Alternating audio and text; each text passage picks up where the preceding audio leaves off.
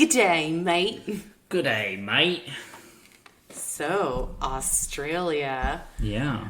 I feel like I have to ask the question I ask during every place-specific episode, which is, if we were aliens and this was our only exposure to Australia, is these two movies, what do we think about Earth?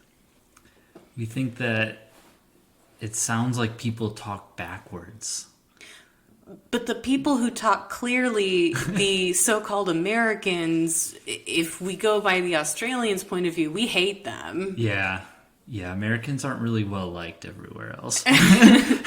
Yeah, I'm only just learning this now. Up until this point, I had no idea that we were not well liked.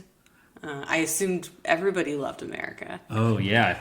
Welcome to the rest of the world. I know, right? No, I would think if I was an alien watching these two movies, I would think Australia is a really dangerous place. If it's not the wildlife that gets you, it's the ballroom drama. Right. No, the threat of physical violence is equal whether you are in the Australian wilderness or in a ballroom dance competition. There's actually an equal chance that you would die. Yeah. Ballroom dancing is no joke. No, not at all. I also think that if I were an alien, I would assume from these two movies that parenthood makes you crazy because any parent character in both movies acted insane. Yeah, the parents in Rogue were fine up until one pivotal part of the movie when they just went nuts. Yeah, and then, of course, in Strictly Ballroom, they were just nuts the entire time. Yeah, just plain old nuts. So, let's get into these nuts.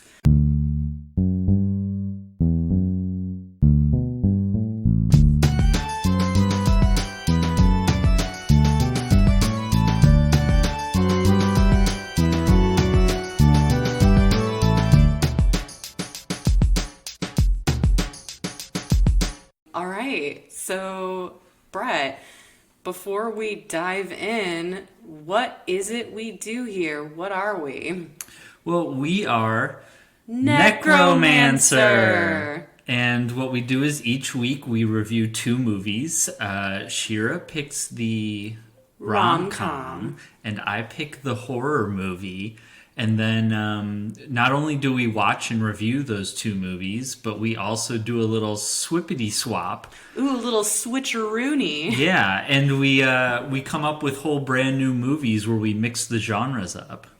That's exactly right. We do a remix, and I'm super excited for Rogue the Rom-Com. Yeah. Oh, and I didn't do so well in my Strictly Ballroom horror, but me neither. I'm still excited anyway. Right. I think this is gonna be a lot of fun.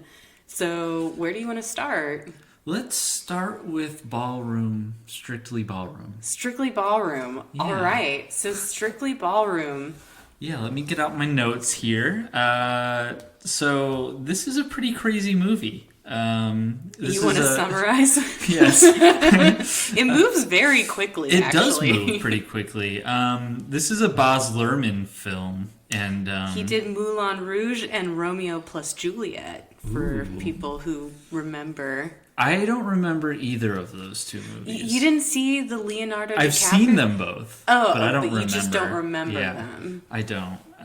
But this movie has a lot of personality in it. Oh, yeah. I feel like Baz Luhrmann is kind of like Australian...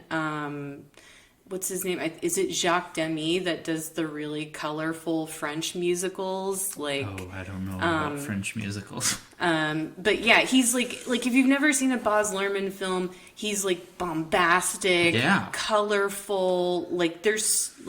There's so many like huge red backdrops, like in multiple scenes. Like if there was an opportunity to have a really lush red backdrop, it's there. It's there for sure. Yeah, the scenic work in this movie. I mean, I imagine it was a pretty low budget movie, but I think it's the first one. Yeah, they put their money on the screen for sure.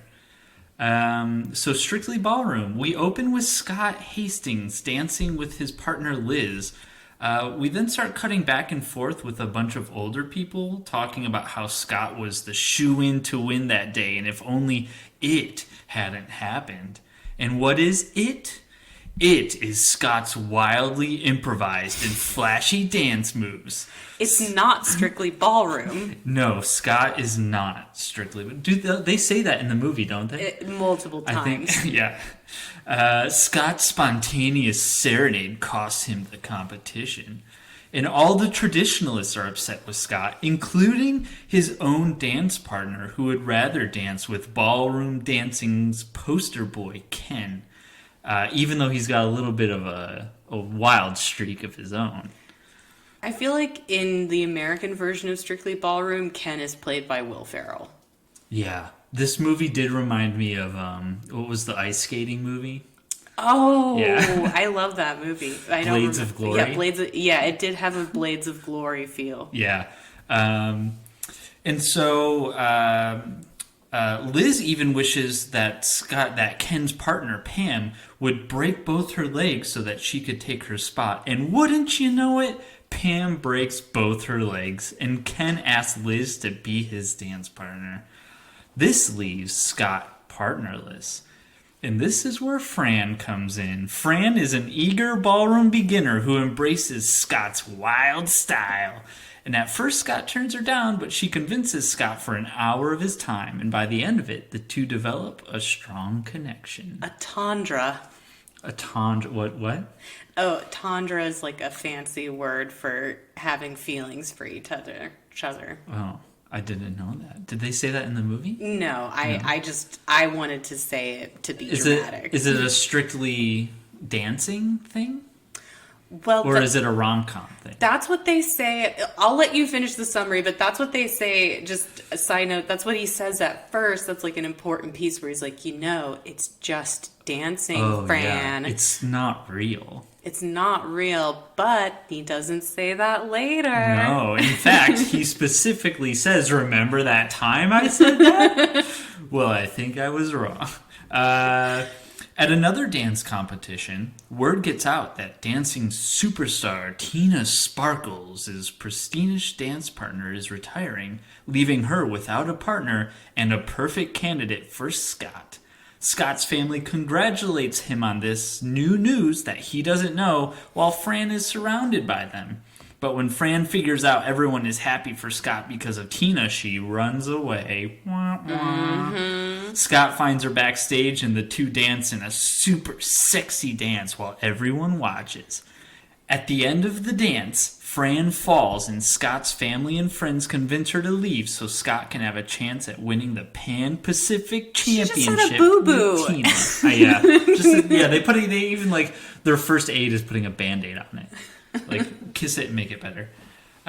Scott, though, continues to pursue Fran, even back to her house where Fran's father convinces him to show him what he's got. Fran's family is Spanish. I feel like that's important. Oh, yeah. That is true. Scott is laughed off by Fran's family, and Fran's father shows him how to really dance. Paso doble, bitch. Scott starts to take lessons from the family while he and Fran get closer and closer as they spend more and more time practicing with each other. However, dancing mogul and fervent traditionalist Barry Fife meets up with Scott and lets Scott know that this is where it gets weird.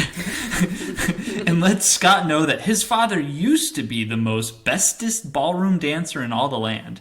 In fact, he could have won the Pan-Pacific tournament if it weren't for his own crazy quote-unquote new moves.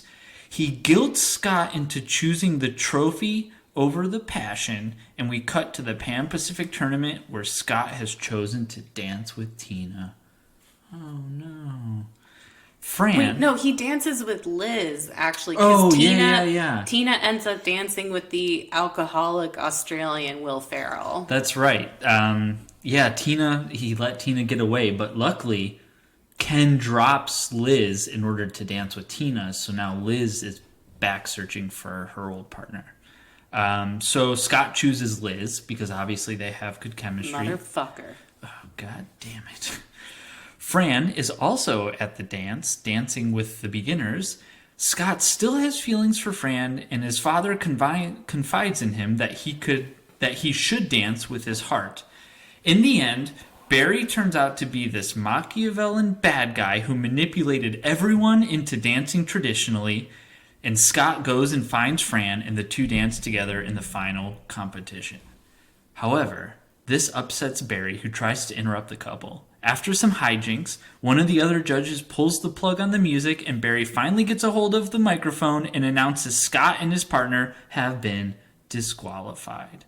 But Scott's father starts the slowest of slow claps. It was a really slow clap, and it took a while to build to the necessary rhythm that was needed for them to continue dancing. Yeah, he really drew that slow clap out. But the rest of I would go so far as to say the rest of the audience really let him down, because he did what was necessary to start the slow clap. They just were slow to the uptake. They weren't really joiners, these Australians. No. So the father starts the slow clap, and the couple finds the rhythm in the clap and dances to a beat of their own.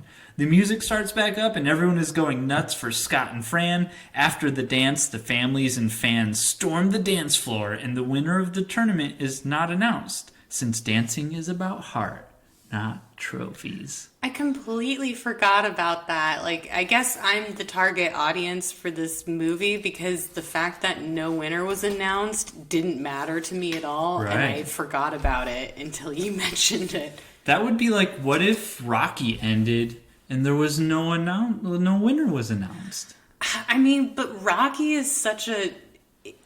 It would be impossible to imagine a Rocky outcome or like climax to a Rocky film that doesn't have someone winning. Right. Like in the first Rocky loses, but that's like super important. But it doesn't matter because he went all the rounds. That's right. Against the champ.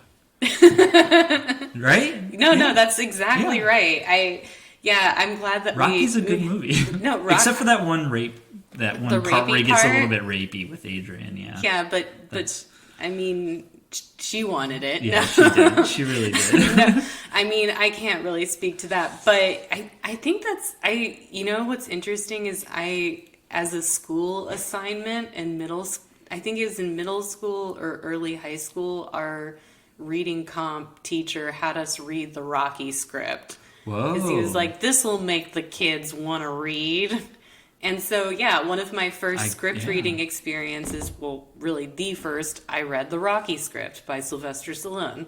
So, yeah, no, he's legit, but so is Baz Luhrmann. But, yeah, in this case, it definitely, like not knowing who won was totally essential to the message of the movie. Yeah. Is that it? Yeah, and then... I didn't feel cheated at the end of it. But I feel like they set that up really well going into it because Fran and Scott were dancing together with full knowledge that their new moves weren't going to win. Right. But that they were just going to do it anyway. So we were always kind of rooting for that type of end, I think. Yeah. It was more about their dance than the actual trophy. What did you think of... Well, this is our first dance movie. Possibly, I'll warn you, possibly not the last. Because there are a whole lot of actually dancing There's not a lot of dance horror. Like, dancing and horror. Yeah, Black Swan. I definitely channeled some Black Swan vibes when I was... Yeah. That's a great angle to go with. I went with a completely different angle, but I should have thought of the Black Swan angle. Yeah. I mean, I know there's horror movies about dancers, like, I mean, obviously big one, Suspiria. Oh, yeah. But there aren't, like, horror movies that feature dance set pieces where it's like, this is the part of the horror movie where Michael dances with Jamie Lee Curtis. But actually in Texas Chainsaw Massacre, he does a lot of dancing. Oh, yeah. Leatherface and... But he can't paso doble. No, he's got more of a hillbilly shuffle. Yeah, he's like more of a traditional waltzer. Yeah. Leatherface, I would say. He would have been fine with keeping the steps traditional. Like I'm assuming that part of that is like inbred into him. Oh, like thousands of years his southern, of inbreeding. Oh, I thought it was because he's southern and he went to cotillion. Oh, it could be a little bit of both. But yeah, so dancing compared with singing, though, I'll ask you that because I know what you think of musicals, but you can tell everyone else too.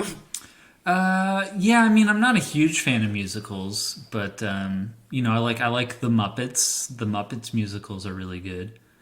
That's true.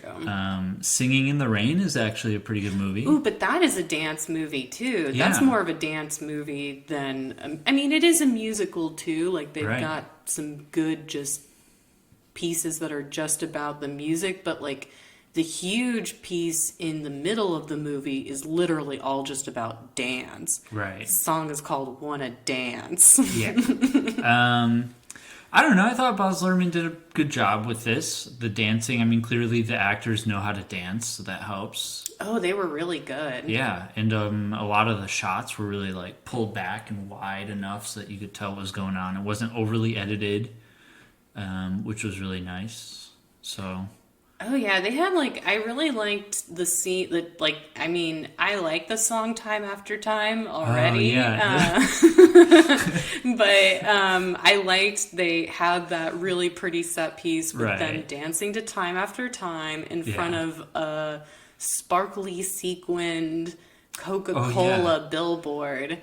And did you notice that on the clothesline were every single piece of clothing was a different primary color? No, I didn't. So it was clearly the set was dressed to be very colorful to the eye. And I mean it looks very fake, but I think I've said here on the past that I hate realism, let's be honest. Yeah, the fact that it looks fake added into that sort of grandiose musical vibe.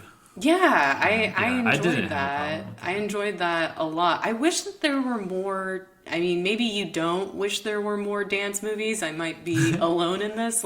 I don't feel like even though La La Land drew a lot of attention, right? I feel like it had the color pop thing that Baz Luhrmann did with this film. But, I mean, sorry, Brian. That movie didn't have a lot of dancing in it, though. It didn't have enough dancing. Yeah. And I don't think that the actors, no offense, are really great enough dancers to, carry...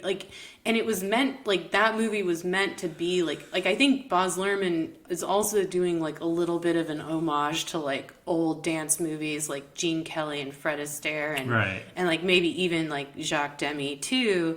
And the young girls of, it's Rochefort, or I can't say French words, but I feel like he did it better than, I don't know, maybe I just hate La La Land, but there's so much that didn't work in that movie, and I felt like they're drawing from the same well. But this movie's so playful and fun, and there's the generational element where you don't want to just see Scott and Fran succeed and fall in love. You also get to see the redemption of Scott's dad, right? Because he's got that similar independent spirit. Yeah, and pretty much everyone gets excused during the movie except for Barry Fife. You think so? Yeah, because then there's that part where it's even the uncle, the bad guy, the uncle who was the bad guy who made Scott's mom dance with him at the big Pan Pacific Championship. Even he was like, "But Barry, you told me that that's what the dad wanted." That's true. He does get excused. And I feel Barry, even at the end, his co-host wife or whoever she is picks him up again, and everybody ends the movie on pretty good terms. I liked seeing Scott's partner Liz dance with Fran's, is it her dad or her uncle?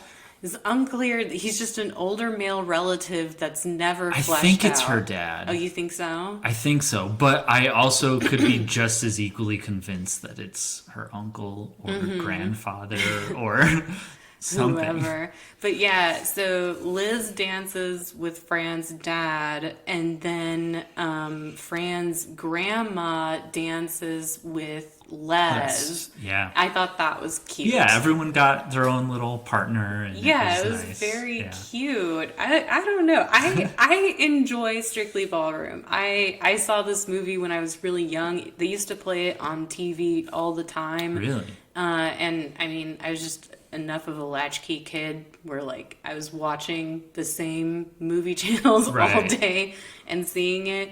And I just always thought it was really charming, and just like I like that again it's not realist at all. It's very much like a little Australian fairy tale. Yeah, it feels very amateurish in the way that, like, have you ever seen Peter Jackson's movie Dead Alive? No, but I've seen the poster where the skull is coming out of someone's mouth. Yes. Is that, that creeped me out as a kid, but then when I finally watched the movie, I was in love with it. Dead Alive is so great. But that's the same kind of vibe where Dead Alive is New Zealand and this is Australia, but they both have this like really frenetic energy where it almost feels like each take that they did was like the director was just constantly shouting at them like, we've only got 20 more minutes left of light, go go go go, and it just like there's just this energy in every scene where it's like, are we doing it right? I don't know, like we're running out of film, we only have one take to do this, let's get it right. I feel like Scott's mom embodies that energy. She's nuts. She's so nuts. She goes from she's like on coke. She goes from like hysterics to blank stares back to hysterics in the blink of an eye. My favorite part is the way they filmed her crossing the days off on the calendar. Then she gets so distressed that like the crosses get more frenetic, like you're saying, and then she just crumples the calendar page in her hand and shakes it. Yeah, it was a weird device all around, but just those weird like, I like how all the dancing scenes were really wide back and pulled back, but then a lot of the like melodramatic scenes were really like extreme close-ups. Or like I feel like not like necessarily like a Dutch angle, but like low angles. So like especially Scott's mom would look like she's like looming over you like a bird of prey. Right. It was really bizarre. I like bizarre. Yeah, it was good. I liked a lot of the evil plotting by Barry Fife and the parents. They put him in some shadows. Low lit shadows. That low angle right up in his face. It really makes everything kind of jump out and seem more exaggerated. Oh yeah, and then I remember in the beginning of the movie they used these like kung fu fighting Foley effects for Scott's dancing.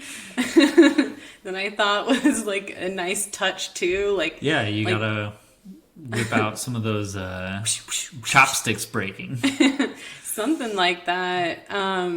But I wonder, so like you like called out like Peter Jackson having this kind of frenetic energy, and then like obviously Baz Luhrmann with this, and then I feel like Taika Waititi is like a New Zealand director, and I feel like didn't we see? I think we saw together Hunt for the Wilder People, right? No. Or it had Sam Neill in it, horror. Whatever, super actor Sam Neill. But I feel like Taika Waititi kind of has like a similar thing where his movies are really imaginative, frenetic, not really caring about realism necessarily, just like trying to go like big, big, big. Is that like, do you think that's like a thing for directors down under? Yeah, I'm trying to think, like the Mad Max movies. Oh yeah, the Mad Max movies are wild too. Yeah.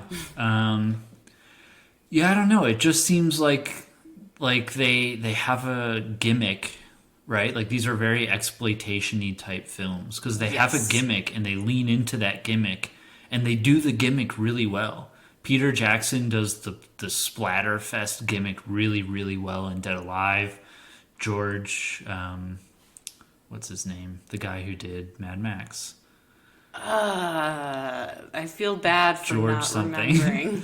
I just keep wanting to say Romero, even though that's not at all his name. But he does like crazy road chases really well, and this movie does dancing really well. Good practical effects too. Yeah, I thought the dance scene where they're behind the stage dancing while the other couple is dancing, like I thought that one was really well done because like this super famous couple is dancing on stage and then everyone's drawn to the backstage drama. Oh yeah, it was really really well done. Yeah, like it was like a perfect way to like just show everything like plot wise happening in that moment without saying anything at all. And then like great music choice too with perhaps which is like this like slow classic song. It's really good.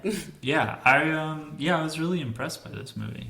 Really? Okay, I'm glad because I know that I've subjected you misery style to some movies that were hard. But yeah, harder than Martyrs. This movie was definitely laughable, but it also had so much earnestness in it that it was like I couldn't tell if I was laughing at the movie or with the movie. And at a certain point, I just didn't really care. Right. I feel like you can do both with this movie. Yeah. And, like, at the end of the day, like, even if you were someone who laughed at the characters, all of those characters get redeemed and humanized by the end. So, like, you really, like, whatever your position is, you end the movie feeling for everyone. Yeah. But the story is like... it's like a spoof of dance. You know what I mean? But never does it go into spoof territory. It's not like the True Lies of dance movies. Yeah, or like This Is Spinal Tap or something, because like they have the whole mockumentary thing at the beginning and then they totally drop it by the end. Like they only have that as a device for the beginning. I think that it would be more spoof-like if they maintain that device through the whole movie, and it's like kind of like a Waiting for Guffman type of deal, or Best in Show. But they didn't do that. Like they immediately went into like humanizing the characters. I wish that like Baz Luhrmann, like he's done so many like big showpiecey, like he's a big Hollywood director now. He's done like The Great Gatsby and all that stuff. I'd like to see him do something more personal again, like this movie, because it seems like they had a lot of fun. I don't know, or maybe not. No, I totally agree with you. It's kind of like Robert Rodriguez in that realm. Like I was a huge fan of Robert Rodriguez's earlier films, but now that he's kind of gone on to do like Battle Alita Angel. Oh yeah, I forgot that was him. Yeah, just, you know, some of the bigger budget stuff. The Sin City sequel was alright, and it, like, I don't know, it just is like, what if you went back to making... I know that he did do that recently. He went back and made a $7,000 movie again, but I don't know if it's available anywhere. Yeah, I'd like to see him do more Mexican stuff. Like, that was, like, one of the cool, like, angles with, From Dusk Till Dawn, right? Yeah. Where, like, I think, like, isn't, like, the vampire strip club, like, on top of, like, a Mayan pyramid or something like that? Yeah, at the end they pull out. Yeah, no, I think that was really cool. Like, I would totally love to see him do something that's, like hyper local to Texas or something like that, like Texas vampires or zombies. Like, I'm not a huge Baz Luhrmann fan. I mean, I didn't like Australia. I never saw Australia. I didn't like what was the one that you just mentioned? Moulin Rouge. But I didn't really like Moulin Rouge. The Great Gatsby. Yeah, I didn't like The Great Gatsby. I actually haven't seen it because I I've read The Great Gatsby in college and I wrote about it a lot, and I was afraid I would be mad when I saw the movie. Maybe. I've never read the book, so I didn't have anything to go off It's a good book. It's short. Sure, I like short. Yeah, no, it's short, but it is very smarmy. Like, a lot of the Great Gatsby people are smarmy rich folk. Yeah, definitely a smarmy movie. But no, even like watching this movie as a non-Baz Luhrmann fan, I was like, oh man, he should do more movies like this again. Because if I saw any movie with this just crazy level of like in-your-faceness, I'm a big fan of in-your-faceness. It even reminded me a lot of Texas Chainsaw 2, which you name dropped earlier. Just like you could tell that it was just a bunch of inexperienced people who didn't really know what they were doing, got a bunch of money together and said, yeah, we'll just make a movie. We don't care. But it doesn't have to be fun. Perfect, like, and it doesn't have to be realistic, and it doesn't even have to, like, again, like, I feel like realism is super overrated. I feel like you can make the intentions or the emotions of the story come across and still be big and loud and entertaining. Right. And, like, I think especially with the relationship with the parents, like, you got that too, because they seemed like they were total caricatures. And then by the end, you were like, I want these two to make up and be a good couple again. Like, you're rooting for them. Yeah, it was nice when the father took the mother's hand and they started dancing. Yeah. Everybody comes out onto the dance floor at the end.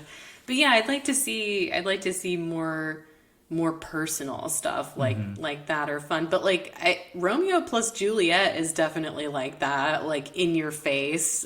I think that's why, and I mean, not just because of Leonardo DiCaprio, but like it came out at the perfect time for him and for Baz Luhrmann, for everybody to just like seize onto that movie. Like if you were a teenager during that time, it's probably likely you loved that movie.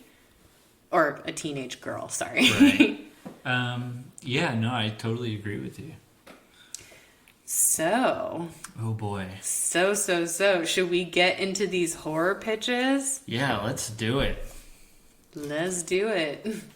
Do you want to go first? Why don't you go first? I'm still trying to think of a name for mine. Really? I'm going completely nameless for this one, yeah. Yeah, I changed my name. At first I was like Ballroom of Blood, that's it. It was like obviously the most obvious one is what I thought of Blood Room. Blood Room. Yeah. I was like, I don't know about that. Bloody feet. And then I just called it Midnight Ballroom. But I feel like it could be anything. Yeah. I can't wait for us to get to my rogue alternate title. I'm happy with that one. So, first act. Fran is a powerful witch, part of a clan of traveling Spanish brujas that collect the souls of good dancers to make them, the clan, immortal.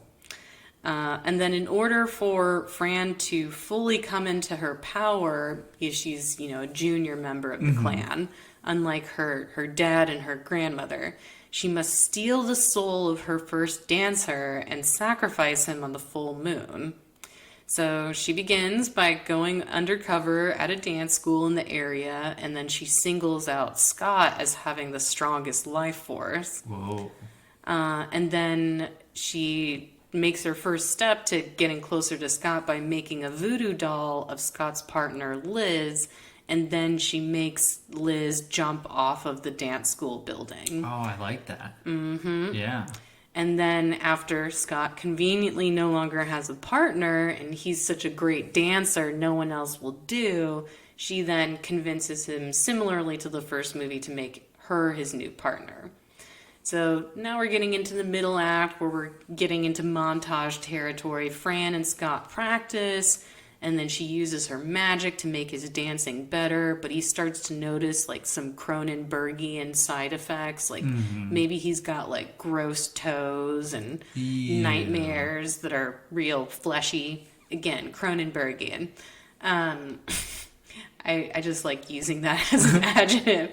And then also Fran starts to seem to look younger, but she doesn't look younger because it's a rom-com and it's inevitable that she's just going to have a slow makeover.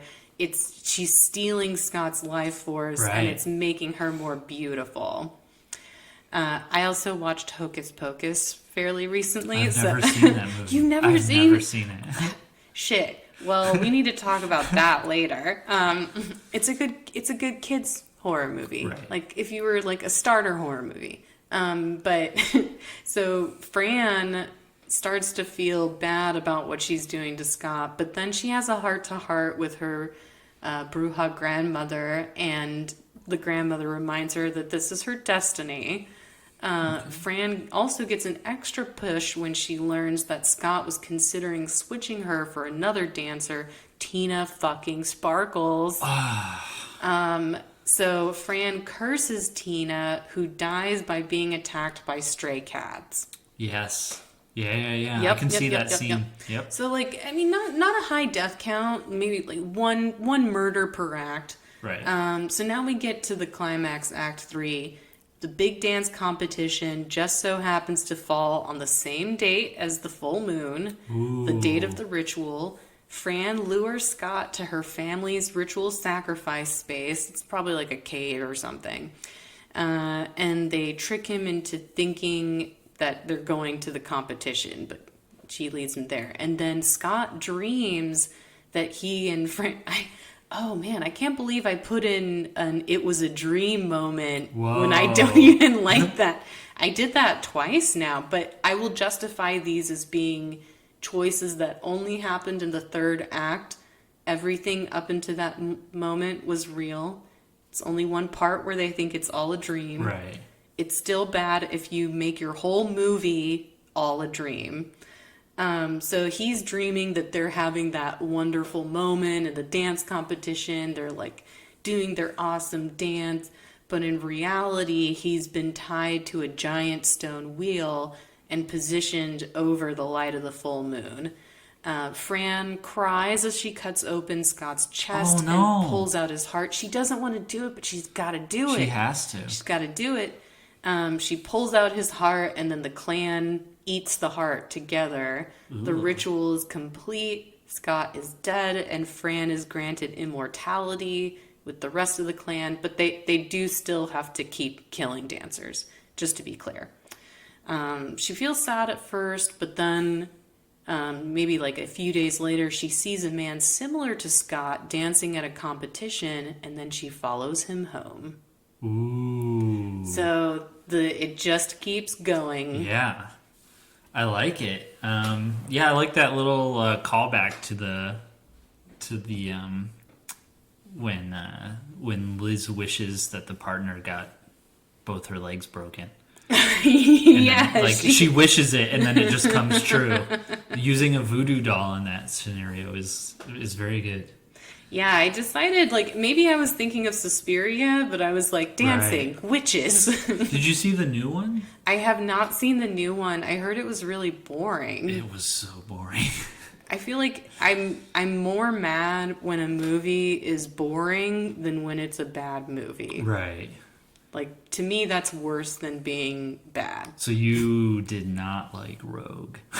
No. I actually... We'll get into it. Right. I have problems with Rogue, and 99% of them have to do with Michael Vartan. Okay. And not the plot of the movie. But yeah, we'll get into that. I like your version. I too had trouble making mine, and so the one thing that I really wanted to stick with was like dancing. And like, yes. How do you make dancing scary? I mean, maybe that's why there are no dance horror movies. Right. And that's why I had to channel a little bit of Black Swan in here. But it's about Scott, who's a famous dancer, and he has famous dancer parents. So, you have to establish the fact that there's a dance tournament coming up. Well, I just went with Pan Pacific Tournament. So gotta use the Pan Pacific Tournament. Got to. In this one, I figured like every year the Pan Pacific Tournament is at a different location, and that makes sense. And Scott's family is like so rooted in the community that that, once every 10 years, the tournament's held at their mansion.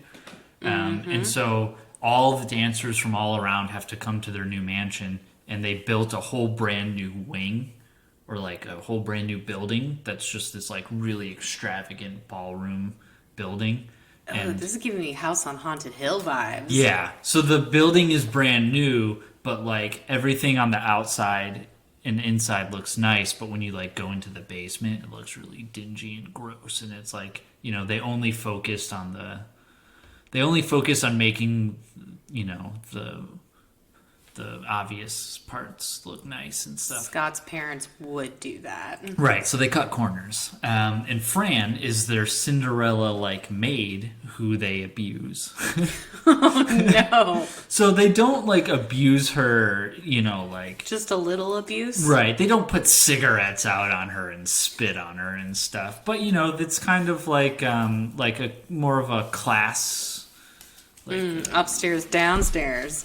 Yeah, so we got a little bit of class warfare going on between the two, and there's some horror there where it's like, look how mean the rich people are. But either way, a whole bunch of dancers show up, and on one of their first nights there, they all decide to go for like a late night swim. And so it's like all the dancers sneaking away from their coaches, and it's like, let's all go skinny dipping in the pool or whatever. Of course, this makes any killer stabby. But no, Scott rejects them because he doesn't want to swim with a bunch of commoners. Like, right? He doesn't want to get his prestigious dance sweat mixed up with their commoner dance sweat.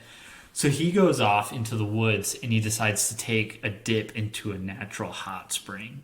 Because he figures that will relax his body. And of course, his sore muscles. Right, and that'll give him an edge over the rest of the dancers. However, he is infected by a parasite. Oh, shit. While he's in the hot spring. Like, he cuts his foot on a rock or something. Oh. And then when he dips into the hot spring, because hot springs aren't hot enough to kill parasites. Oh, no. So, is that true? I don't know. I think so, maybe. Bacteria has a very high threshold for temperature, don't they? It is. Also, I just learned that the biomass of bacteria is ridiculously huge, like compared to like the collective biomass of all the humans on Earth. Really? Like the collective biomass of bacteria is much, much bigger. And that's crazy to think because each like bacterium is so tiny. That's like one of those crazy facts that you hear, like, all the ants in the world weigh as much as all the people in the world. More, I think. Yeah, that's a lot. Well, the bacteria outranks those ants. So what are you going to do about that, ants? Yeah, get on it, ants. Take care of it for us. So yeah, anyway, he's infected with a parasite. So that's kind of your Act 1 stuff. The Act 2 stuff is mostly just dancing. And it's him over the next 3 nights. Is he acting weird? Yeah. So, well, his body is starting to fall apart. Ooh, more Cronenberg. Yes. So we have we have stuff like his parents and reporters and friends and family all like hyping up the fact that like, oh, you got to win this tournament. Maybe he's won the last 2 and he'll be the first person to win 3 in a row. Right. So he's really got to win the tournament. So we get a lot of like crazy stuff. Like before he goes to dance, he's like bandaging up his feet, but like his feet start falling apart. Oh yeah, no, I'm feeling the Black Swan influence. Yeah. And then like, he was going to wear a short sleeve shirt, but on the last night he's got to wear a long sleeve shirt because like the skin on his arms are starting to fall off and stuff like that. So it's, and like every time he does a step or a dance, like you hear his bones crack. And so it's like every time he goes out to dance, we fear that his body might fall apart on us. He's a monster. Right. So during all this time, Fran is still abused. She's being made to run around and, like, oh, someone dropped something on the floor and she's got to scoop it up and she scrapes her feet and all that stuff. Or like there's a furnace underneath in the basement and she's got to like shovel coals into the furnace and she gets all burned up. Fran. I know, poor Fran. But then there's the final dance. And during the final dance, right before the final dance, Scott's head explodes. What? What? Yeah. So, like, right as he's about to start dancing, his head explodes into... Did you ever play The Last of Us? Oh, yes. Wait, so I didn't finish it, but like the ones that have like the clickers. Oh God. Yeah. Yes. So it explodes into like a clicker-like mushroom. Are people in his splash zone? Oh yeah. Everyone gets bloodied up. So then the final act of the movie basically becomes like Carrie, only Scott is this like parasite man and he's running around killing everyone. Oh, I love it. And everyone's trapped because there's a big storm. And that also is going to be hinted at all throughout the movie. Like, there's a big storm coming. No one can leave. So no one can leave this, like, super new ballroom house part of the mansion. And so then basically, yeah, from there we kind of are on autopilot because Fran tries to escape, but there's a storm outside. Oh, Fran's a final girl? Oh, yeah. So instead she has to gear up. So she like, she's a working class girl. So she takes all of her working class items and like gears up and, makes a little utility belt out of an apron or something. And, and then she goes to fight back. And right as she's about to start fighting back, like the turntable or whatever gets hit. And so it's like the final dance song starts playing while Fran and Clicker face Scott start battling each other. I love it when horror movies do that. They started doing it too much after like the Marvel movies with like the random needle drops. Right. But when you have like the dissonant music tone with the final battle, like I love it. I love it. So then as they're fighting, things get super intense and the dance floor actually breaks and they fall through the dance floor. Oh, and then the rest of the movie has to take place in the basement and basically Fran has to shove Clicker face Scott into the furnace and burn him alive. And it's like a big moment because she hates that fucking furnace. Yes. But she takes the guy that she doesn't like and pushes him into the furnace and watches him burn. And then basically she kind of like passes out and then the next morning she wakes up and it's like really calm out, but there's all this crazy like bloody aftermath, and she basically walks away and she's the only survivor. Maybe we'll throw in like a plucky kind of sidekick who's like, Mr. Pink in Reservoir Dogs, like just pops out of the corner. Is like, oh nope, I was safe all along, guys. Oh, like at the end of Get Out when right. Yeah. Oh man, that is awesome. I really like yours. I really like the idea of Bret as a final girl and also Scott turning into a clicker style monster. Right. That would be awesome. I would watch that movie. Yeah. I would totally watch I just don't have a name for it. Strictly Bloodworm. Strictly Bloodworms. That's all I can think of. Along came a parasite. Yeah. No, I mean, who knows? I feel like that's the kind of movie where like you wouldn't have a name for it until you had like a line in the dialogue where you're like, oh, that's what it should be called. Yeah, I definitely want that last final line to be like a big crowd pleasing moment. Mm-hmm. So yeah. Yes. Oh, I really like that. And did you ever see Cabin Fever? Where they get infected with that. No, I thought a lot about that too. Yeah, no, that it does have that feel, but yeah, like that call to The Last of Us. I'd love to see a monster like that. Yeah, it hasn't been really done on screen yet. Yeah, I mean, it's work like gangbusters and video games. Heck yeah. Take note, Hollywood. So before we move on to our next movie, we gotta ask it. Who would you kill from Strictly Ballroom? I'd probably kill the mom. Yeah, I would kill Scott's mom too. Yeah, I didn't like her. She's a mean, scary lady. Yeah. And I just didn't like her. She was all over the place, and she made things worse for everyone around her. I liked her as a character. Like, I felt like that was a good character to have. I mean, for the sake of the movie, sure. Mm-hmm. It was good to have this unreliable, crazy character who just added stakes to everything. Yeah, but she's got to go. But she's got to die. Yeah. And because I really like the dad. The dad dancing around all alone and stuff. He's so sweet, and he does not deserve to be the guy who refills the soda machine. And the dad's dance scene where, like, they show him dancing for the first time as, like, the crazy wacky one.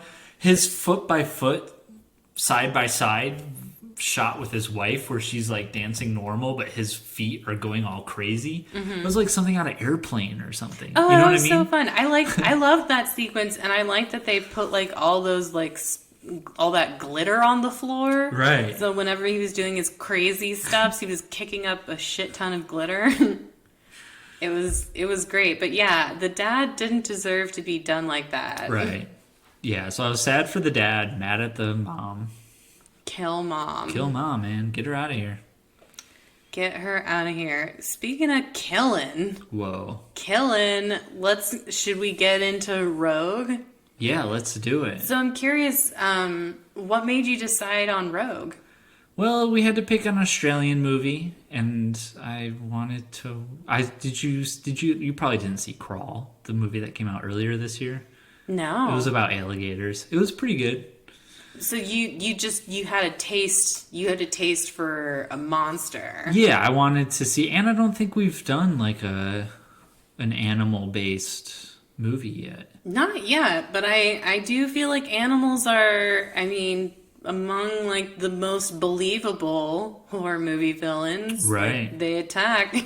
Yeah, and this wasn't like a crazy space alligator or anything like that. It was just a normal giant alligator. Or like, isn't the alligator in that Arnold movie? He's been like enhanced. What? You never seen? I can't remember the name of the movie, but there's like an Arnold alligator or crocodile movie where he shoots it and goes, "Your luggage." Yeah, your luggage. That's in Eraser, but it's not enhanced. They like fall out of the sky into a zoo. Oh wait, the crocodiles? No, Arnold falls out of the sky into a zoo. Oh, and that's when he meets. So the movie isn't about a crocodile hunting. Oh, that's just one scene from the movie. I've seen that scene, and I assume that was the entire movie. No. It's about a man who's in the witness protection agency, basically, and his job is to erase people, and so he has to erase Vanessa Williams because James Caan is after her. And so he has to erase her because she knows things that can get her in trouble. But then he just erased he erased a crocodile for no reason. Yeah, he erases a lot of people in that movie. Big time. It's a pretty good movie. Oh, I need to see it now that I know. But yeah, Your Luggage is that's one of the great Arnold one-liners. Okay, so... Because he fights like 3 of them. Yeah. Wait, okay, but isn't there a Samuel Jackson croc movie? No, you're thinking of Deep Blue Sea. Oh, that's a shark. That's a shark That's movie. a shark movie. Yeah. Sorry, I get my monsters confused. Right. So I feel like you kind of, like when it comes, like we talked last episode about catnip, are monsters or killer animals your catnip? No. But they're just, I feel like it's a genre that's probably the most, like, I don't know. It's probably like the most made for TV type genre. So it's probably one that I've seen a lot of. Like, this movie reminded me a lot of like a sci-fi movie before, but without the gimmick of like, it's radioactive or it has 3 heads. It reminded me of Kong Skull Island a little bit, but man. Like I mean, I wish this. So good. I wish this movie had the kills that Kong did. Yeah, there was some giant spider. Oof, there was some real great, some real great kills in Kong. Yeah, but the threat of nature, right, and that whole thing, and nature being bigger and more ambiguous than human violence, right. That kind of thing. It did make me think of that. I gotcha. Yeah. That's understandable. But yeah, no, I mean, I do like a good monster movie. But it's hard for me not to sympathize with, are we going to just call the croc Rogue? Is that his name? I guess so, yeah. His name could be Rogue. Yeah, again, like, I kind of feel like similarly to Kong, I was like, Rogue didn't ask for this. Right. They came into Rogue's territory. Exactly. Like, you bring a tour bus or tour boat into my home, I'm going to sink that tour boat. Yeah. For sure. But yeah, like you were asking earlier, like, oh, like if like Rogue was boring for me, that wasn't the biggest problem. Should I get into the summary? Yeah, let's get into it. So let's start with the biggest problem, which is American travel journalist Pete Michel, played by Never Been Kissed alum Michael Vartan. For you rom-com fans, you'll recognize Michael Vartan as being one of the dudes that's not Bradley Cooper from Alias. And I watched Alias. Yeah. And who was he on Alias? I didn't watch that show that much, but was he one of her love interests? Yeah. Oh yeah. Big time. And so was Bradley Cooper, right? I don't think so. Bradley Cooper had a different love interest, I think, who was killed. It's been a while since I've seen it. So I think Bradley Cooper was like he was a boyfriend of a spy who got killed, and then he started to like dig into the spy stuff, and Sydney had to be like, no, don't, it's too dangerous. He's like, how do you know? Like, oh, I don't know. That's a spot on Jennifer Garner impression. Yeah. I mean, I where is Jennifer? Is she in the room? Yeah, I got her on speed dial just for this. just for this, like, but yeah. So Michael Vartan was, I think his name in Never Been Kissed was Mr. Coulson, and he was he was Drew Barrymore's forbidden love interest while she was under assignment. But yeah, Michael Vartan is not nearly as cool in this movie. No. He's just a travel writer, and like he starts the movie asking in this bar for a cup of coffee, and then they make this great show of showing us them putting a fly in his cup of coffee, which he drinks. Which again makes me to believe that Australians really don't have a great opinion of Americans. Right. But he's still ostensibly the hero of this movie for reasons that's the main thing that is most distressing about this film for me is why is Michael Vartan the hero?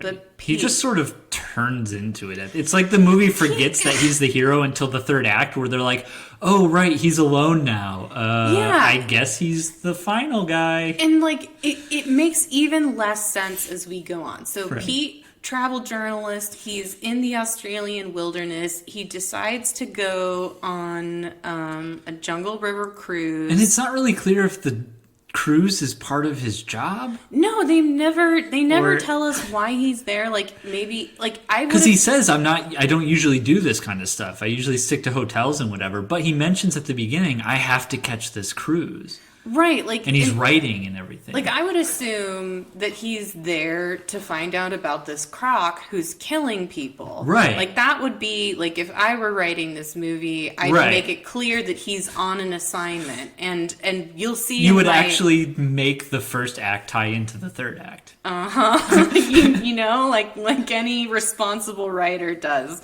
Which I'm not, by the way. I'm...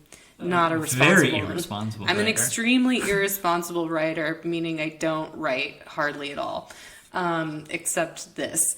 But so he gets on this tourist cruise led by researcher Kate Ryan, who should be the hero of the movie. And the cruise, while they're out on the river, they encounter a couple of local hooligans.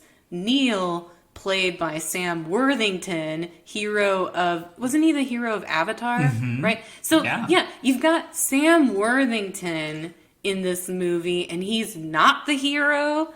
So that doesn't make sense. But Sam Worthington wasn't a guy at this point. That's true. He wasn't yet a name. He wasn't discovered by James Cameron at this point, I think.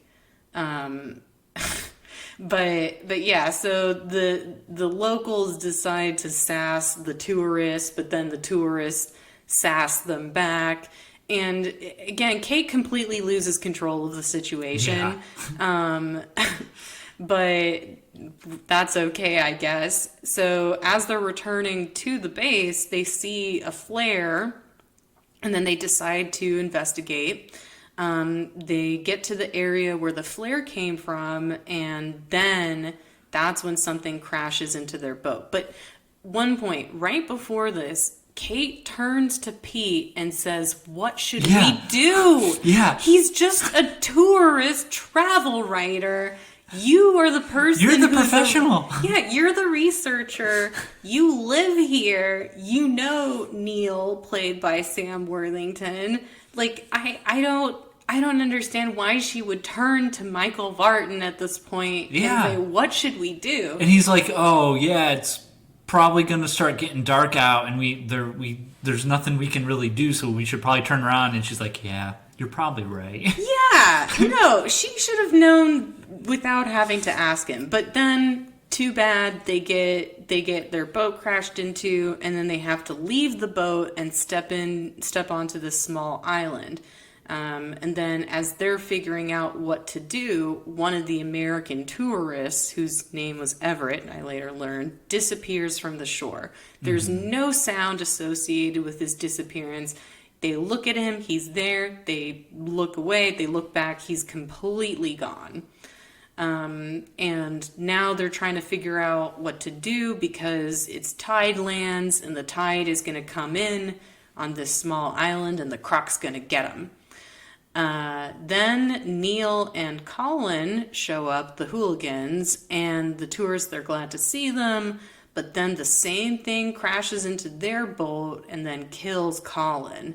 Neil, being a hero type, pre-Avatar, convinces everyone that they need to move off the island, so he very bravely creates a zip line between the island and another shore for the group to cross. Yeah, he's got to swim across the river. Again, why isn't he the hero? He and Kate have history, clearly. Right. Like, it's very much implied that there's some history there because she's worried about him doing this dangerous stuff. He comes up with this idea, but then later it's Pete who's really meant to be her ostensible love interest and hero. And it just doesn't make... And I will say also this, for anyone who's writing action movies or horror movies or non-romantic genres, we don't need you to have a romantic plot in your movie. Right. Like, I hate it. I really hate it when movies that are like action movies or this or horror movies, and they just wedge in a romantic plot because they're like, yeah, no, this is what the audience wants. And it's like, you don't need it to be an interesting movie. Like, if romance is central to the narrative, then I'm in the front row. But, like, a good example of this is The Running Man. Yeah. Like, the romantic side plot in that movie is just so tacked on. And it's like, I would have been perfectly fine to watch Arnold in every scene with no, no support, no female support. I feel like we've very strangely ended up or maybe it's just me who started talking about Arnold. I've mentioned him multiple times in this episode. So Sub-Zero, now Plane Zero. Oh, yes. Your luggage. It's so good. So they set up this zip line, and then the other American tourist, whose name I later learned is Mary Ellen, she says that she wants to cross first. Now, when this was happening, I thought that she was going to cross and then let herself fall in the river to be eaten by the croc because her husband just got eaten by the croc, and she's sad about it, but no, she just gets scared. Right. So she gets to the middle of the rope, and then she gets too scared to go on. And then that's when another tourist just loses his shit and decides that he's going to cross with his daughter without waiting for Mary Ellen to stop being scared. So he makes his daughter Sherry, played by Mia Wasikowska, our girl from Stoker. He makes her get on the rope and begin crossing, and then he gets behind her. So now there are 3 people on the rope, and the rope can't support it, and it starts to fall. Meanwhile, Neil gets attacked by the croc and gets killed. The rope becomes loose, a tree falls, and then all 3 people fall into the water.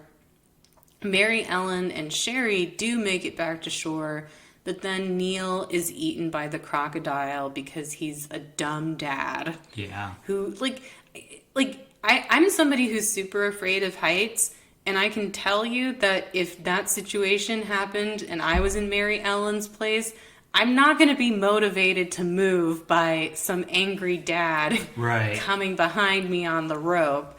They were never... that was such a silly thing for him to do. Yeah, it didn't make sense. It really didn't make sense. But then Pete comes into his hero role, and he decides that they're going to bait the croc on one side of the island while everyone else on the other side escapes. And the plan basically works. Right. Except Kate gets taken by the croc. Oh, jeez. But thankfully, Kate has a loyal dog named Kevin.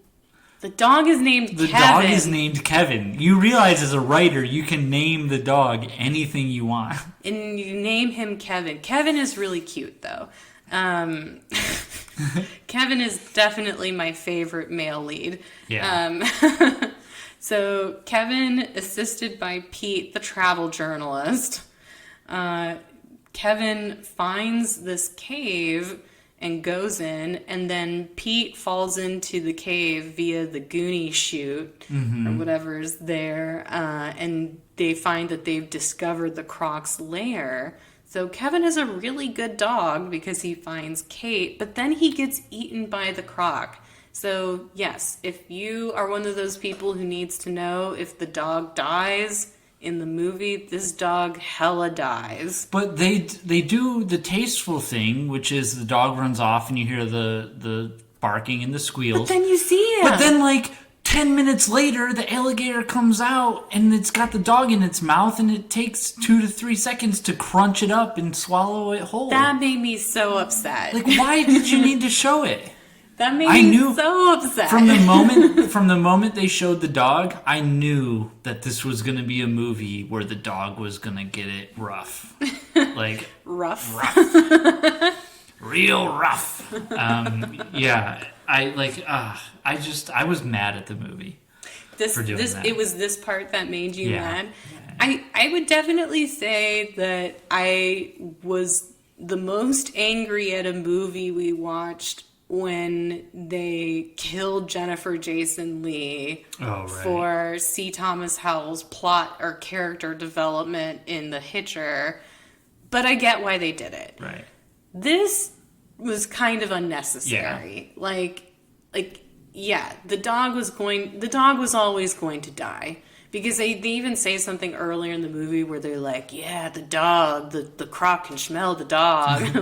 Something like that. But the fact that they had to show, they didn't spend a lot of money on CGI, it sounds like many of the kills happened unseen, and then we don't really get to see how big this croc is until the very end. But they did spend money showing us it eating the dog, Kevin. And it's Kevin doesn't deserve that.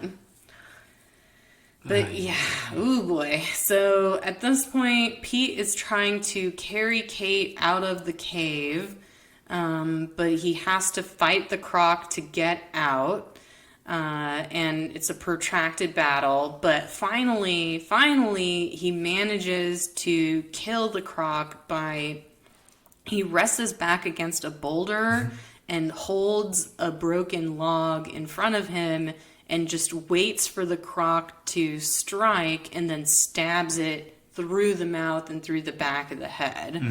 But largely is undamaged. I mean, the croc got some of his fingies, but not nearly as damaged as Kate was.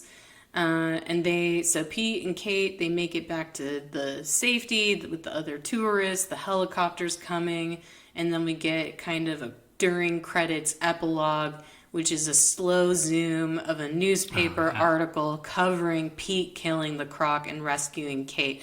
And then the photo isn't even a picture of a crocodile, which, like, real journalism, we don't give a shit about the guy who killed the croc. We want to see how big that croc is on the front. Like, if this was the newspaper editor in Spider-Man, he'd be like, "Are you kidding me? Like, give me pictures of the croc." Killer Croc is also a Spider-Man enemy too, right? No, you're thinking of Batman. Oh, yeah. No, that's true. But Peter Parker did fight the lizard. Yes. But yeah, I definitely feel like rather than wanting a huge photo of Michael Vartan, they want a picture of the croc people. So that also made me come on, really, he's the big hero when all he did was show up to a jungle cruise and flirt with Kate Ryan. I mean, did he flirt with her? Kind of. Barely. Barely. He had barely a simmer, whereas when Sam Worthington came on, I was like, this guy's gonna have a career. This kid's got something. Yeah. I don't know. Just a really kind of plain Jane movie. It felt... It's not bringing anything to the table for monster movies? I didn't think so, no. I thought it was very, very plain. Like I said, it felt like a sci-fi movie, but without the gimmicks. Yes. So it felt very made for TV. It did. And I was surprised because, the director, previously he did Wolf Creek. Right. So this is a man who's capable of on-screen violence. Right. Yeah. Wolf Creek I didn't really like, though. So I was hoping that this movie would have, sold me on him or something. But, yeah, I couldn't really get into Wolf Creek. Couldn't really get into this movie. And why Rogue? What do you mean? As the name of the movie? Yeah, it doesn't have anything to do with anything other than the concept of a crocodile going rogue. Right. Yeah, I thought Kate at one point might say most crocodiles stay together in packs, but every once in a while you get a rogue out. You would have thought at some point they would have name dropped the title into the movie, but they didn't. You know what would be cool is if instead of the young lady, it was an old lady like Frances Conroy, and she was kind of almost like a Dr. Loomis type who's obsessed with the crocodile. Right. And it's he got my, Captain Hook, he got my hand.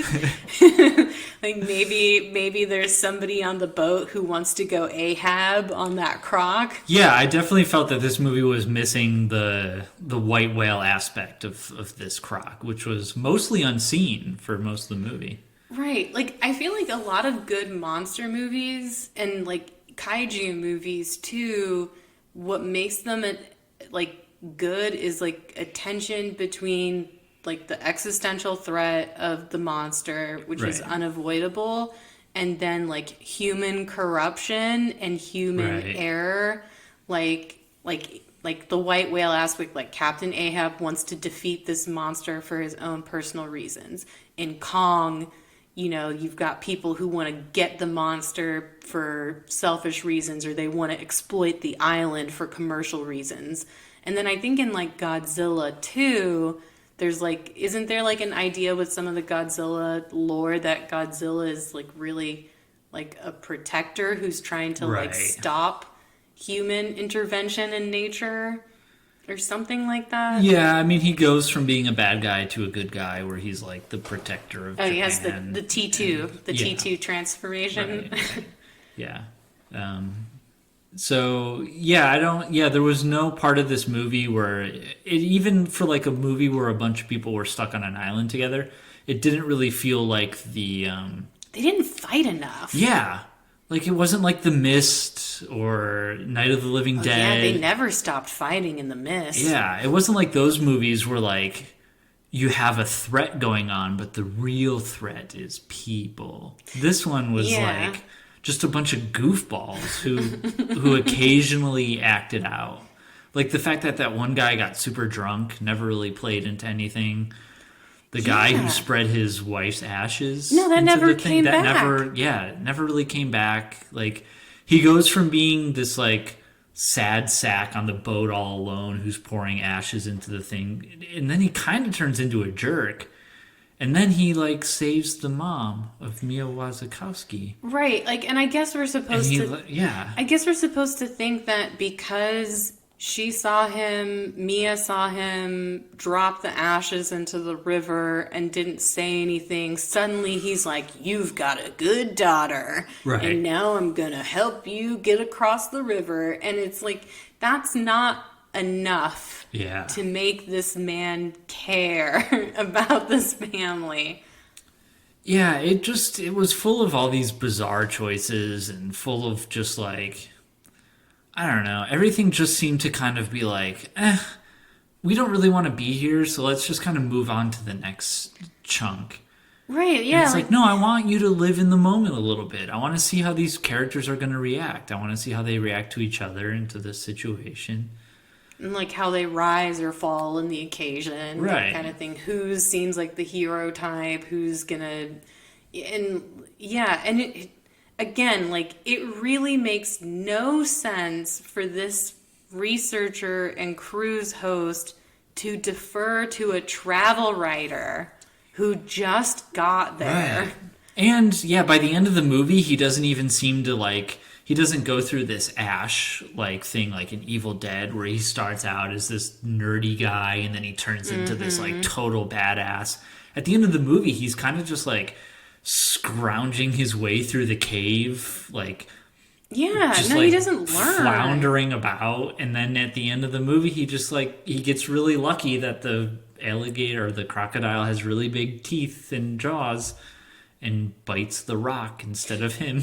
There was a moment where, like, so in the cave when the crocodile is snapping at him and Kate and doing his thing, he keeps shouting, "No, get away!" Yeah. And in that moment, he sounded like Randy from South Park. Okay, I felt like his, like, I mean... Michael Vartan's not a bad actor, but like this just was not a great role, and like it just like there was nothing like in that moment. It just was so silly. Like, no, get away. Right. Yeah. If you're gonna have a character whose fingers get chopped off and who's gonna have to like wrestle with this alligator that's like 5 times the size of him, you kind of have to make him the sort of like reluctant hero who's got to like rise above the situation to take care of it. And like, you know, he's not a guy who's well equipped to kill an alligator, but by the end of the movie, he's kind of got to be this guy who overcomes his weakness and takes on this giant monster. But instead, it's like he just kind of like backpedals into everything. There's no sense of like victory or triumph in this movie. It's all just like, oh, I guess I have to do this now. But like, it's not fun it's not heroic. He doesn't ever become heroic. No, he really doesn't, which is why like for me it's so agitating to have like the sort of like the visual and like the writing lean you towards thinking like, okay, I'm supposed to think this guy is the hero. Right. And then I kept asking myself, but why? Right. But why is he the hero? Why not have him be the one who's taken and then she as the person who's, again, like Kate is supposed to be the one who's in a leadership position where the lives of the tourists are really her responsibility. Mm-hmm. And she's the expert. and she's the expert. But yeah, it's like it's her responsibility that everyone makes it out alive. So what really motivates Pete to actually follow Kevin into the Croc's lair and help her, other than that maybe he's vaguely attracted to her, but like if you had no other interaction with this person other than this cruise as just a foreigner in this country and a writer, what would really compel you to be the hero? Yeah. Like, nothing. Yeah, I also think, like, you kind of nail on an important thing. Like, he doesn't have to change to survive, and he doesn't learn any lessons that change him as a person. And I feel like for both horror and rom-coms as a genre, I mean, and it's really true for, like, a good story in general. Like, your characters need to not necessarily learn lessons, but be confronted with events or plot points that make them have to decide to change as a person to survive. And that's like what makes it appealing to watch, at least for me in a lot of cases. Does that make sense? Yeah. No, it does. Like, there was no diehard moments in this movie. Yeah. There's no moment where he's got to, like, talk to Kate about, you know, something while he's pulling alligator teeth out of his foot. Right. They could have had a heart-to-heart, but she was passed out. That was the other thing that I thought was ridiculous, where they just literally had her like, oh, just be unconscious for this entire final act of the movie. He comes in thing. and like white knights her right character, and yeah, by the end of the movie when he's holding her and she's just all drooped out and he's like carrying her to salvation, I was like, no, this movie, like, that just would not fly in today's culture. It's not just that it's like so like traditional and like it's like he's the masculine savior. It's just not that satisfying. It didn't feel earned, and it was a two-pronged thing, which is, one, it didn't feel earned because Michael Vartan never does anything really heroic in the movie, and two, yeah, it's her movie. It should be her. It should have been her movie. So it should have been her, you know, like you said, her going to save him, or her waking up, being left behind, having to fight back out, get back to safety. I would have watched a movie that's just like her against the Croc or something like that. And like the tourists are somewhere else fighting among themselves and she has to get to them. That would be cool. Yeah. Crawl does a really good job with that. What does Crawl do? Crawl has a young woman who goes to save her dad. I love father-daughter stuff. Yep. And then the dad gets bitten by the alligators, and then she's got to like save him and help him, and he's got to help her, but his leg is all mangled up, and they're underneath the house, and they have to go to the top of the house. Oh, I think I saw the trailers for this movie where, like, there's a bunch of gators. Yeah. It takes place. It's basically a hurricane hits Florida, and these people live right next to an alligator sanctuary. And so when the hurricane hits and the waters rise, then all the alligators get loose, and they start eating lots of people. That sounds awesome. Yeah. You know what's funny is, so I actually went to a local video rental store this time around to find Rogue and Strictly Ballroom, and they were both in the Australia section of I Love Video, but she didn't have Rogue, and I wondered, like, very briefly, I'm like, did Bret rent it? But apparently somebody else wanted to see Rogue as much as I did. Yeah. And when I was at the front and she didn't have it, she's like, well, there's this other movie, Crawl, that just came out and then has gators. I'm like, no, I need this specific Croc movie. They're not all interchangeable, your discount reptile feature. But now I really want to see Crawl. Crawl was a much better movie. It sounds good. Yeah. And it felt cinematic. This movie, there was nothing cinematic about this movie at all. It really was lacking in like fun. Like when you compare it to like Strictly Ballroom, where it's like in your face with like a dozen different elements and like crazy Foley effects. And then, yeah, this was very subdued, much more subdued than I expected. Like, I was thinking there'd be more CGI croc action. Like, we'd see it, like, bust out of the water with its big old chompers. But it was a very quiet crocodile. He's, like, a part-time librarian crocodile. And I think a third of this movie was just landscapes and wildlife. Or, like, building up to the so-called violence. Like, I was watching this movie, and Doug came into the room, and he's now acquainted enough with our process to ask me, oh, is this the horror or the rom-com? And at first he was like, oh, this must be the rom-com because it seems really, like, sappy. Right. And then we got to the part where the people, the tourists, were taking pictures. And he's like, nope. This is the horror movie. Anytime a family takes pictures at the beginning of the movie, it means people are going to die. Yeah. Yeah, which is true. So it was interesting that was the thing that was like, these people are going to die because they're taking commemorative pictures at the beginning of the film. Right. Yeah, and then that one photographer guy was a real a-hole about his camera, and he was kind of like was that the American tourist who died? No, he was the one who had the camera and he was taking pictures of everyone. He's the one who got into the beer later. Oh, that guy. Yeah, they didn't give him anything to do. Yeah, he was just kind of an annoying a-hole for most of the movie, but then he never gets any comeuppance, or he never gets any, like, character arc where he, like, turns around and goes from, like, the selfish jerk and turns into like sacrifices himself for the group so they could...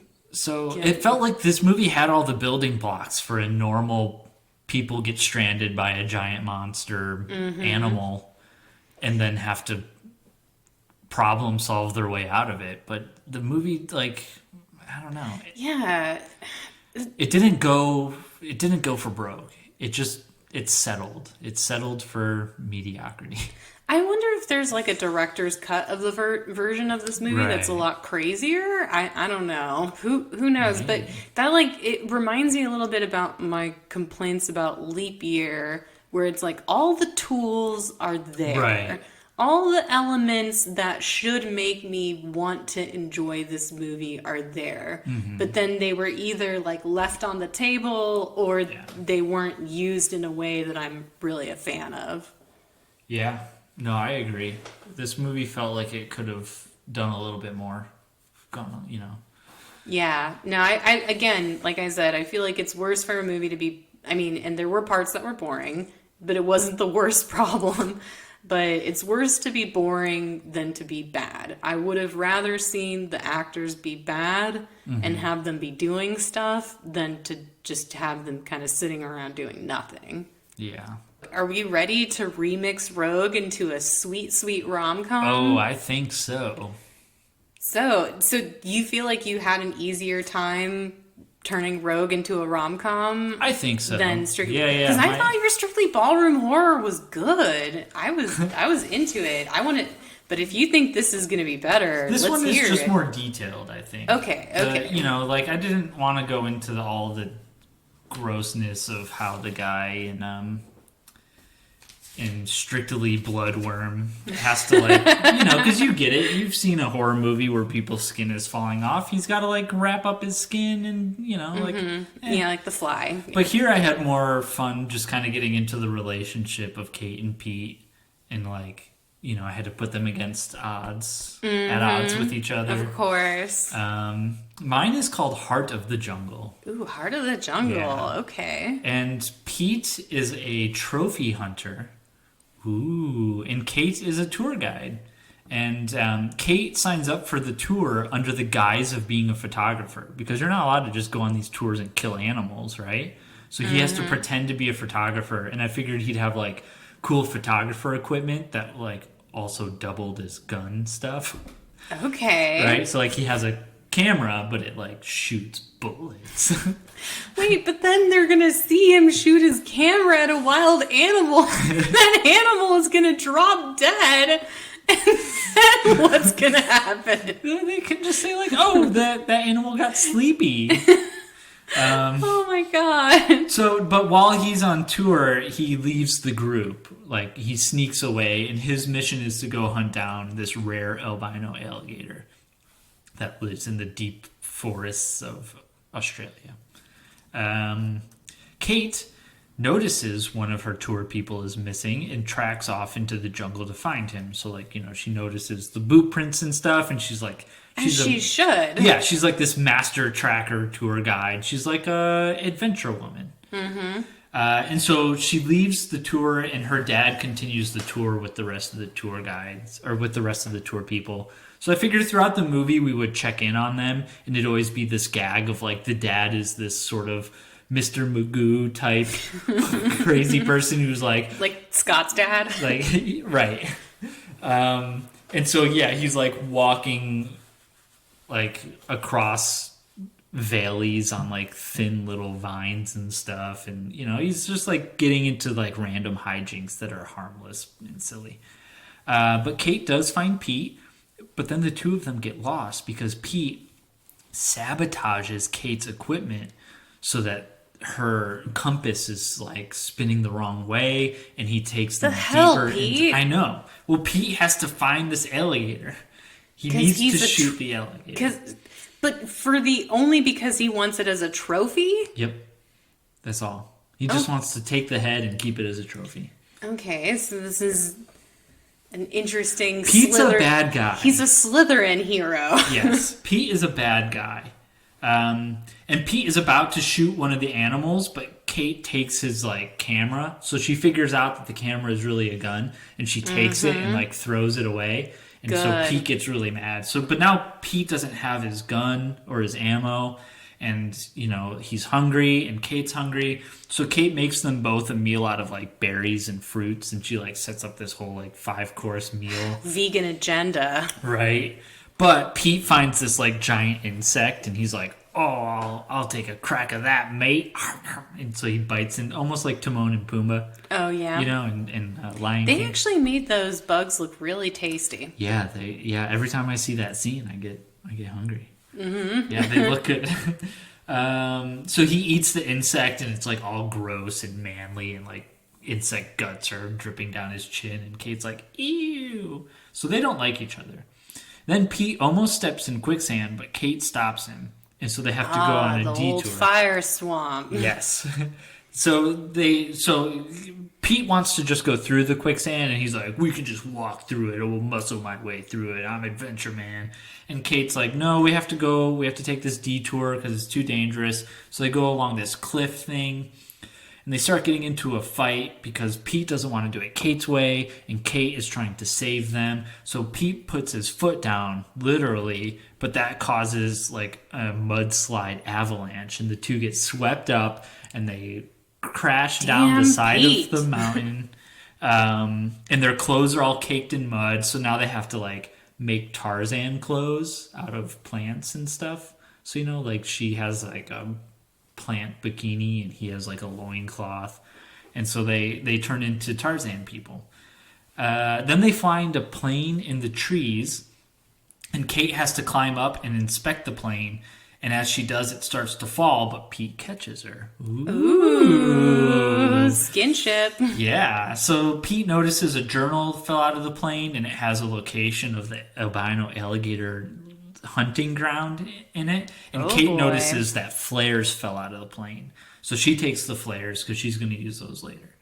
But it starts getting dark, and the two set up for the night. Kate makes a comfy home, and Pete goes out and he makes like a bow and arrow and other weapons. Of course. And then Pete kills a rabbit off screen because we're not animals. We don't need to show him murdering an innocent little animal like in Rogue when Kevin gets killed. So Pete kills a rabbit, and he tries to settle in, but it's really hard because his hut isn't nearly as good as Kate's hut, because Kate's been spending all her time making a hut instead of making bows and arrows and weapons. But Kate's starving, and she doesn't have a lot of berries or anything, and it's really dark out. So the two decide to share, and Pete shares his rabbit, and Kate's like really reluctant at first, but then she bites into it, and she's like, "Oh my god, this rabbit's really tasty." And then Pete like shares her like she made furniture and stuff. So Pete goes and like they're just having this whole domestic they thing have like a little woods. husband-wife hut thing, and then they fall asleep. But then Kate wakes up in the middle of the night. And guess what? Pete's gone. So Pete's that douchebag. I know. Pete's just he can't let the alligator go. So Pete goes and he takes the journal and he fights the alligator and he's trying to like wrestle with it and fight it and stab it, and the alligator's taking chunks out of him and they're fighting back and forth. And just as Pete is about to lose and the alligator's about to kill him, Kate shows up, and Kate shoots a flare into the sky and then reloads her flare gun and points it right at the alligator's eggs. Fuck yeah. Yeah. So the alligator... Oh, it's a mama It's a mama gator. So the mama gator's just trying to protect her babies from, and Pete's trying to kill the alligator, but basically... Like Godzilla 2000. Right. So Pete so the alligator and Kate create this maternal truce. Ooh, psychic connection. Yep. And then so then she ends up saving Pete, and then right as the alligator swims off to safety to be with her babies, maybe the babies hatch and stuff, they bump into the tour guide, and the dad got lost, of course. So Kate takes the dad's equipment and he gets on a helicopter, and the helicopter comes and saves him. And then while they're up in the air, as Kate and Pete are sitting next to each other, flying off into the sunset, they share a kiss because now they like each other. Yeah. Did he learn any lessons about the value of his trophy hunting? Well, yeah, he learned that life is to be valued and that you shouldn't go around and just take... Like, it's okay to hunt if you need to survive. It's okay to kill little bunny rabbits. But it's not okay to kill alligators just to kill them. I like that. Yeah, you can't just go out and do that. So she changes him and she saves him, just like the way it should have been in Rogue. So that's Heart of the Jungle. Heart of the Jungle. Yeah. I like that turn. I like that there's some learning and some changing. Yeah. Which I feel is important.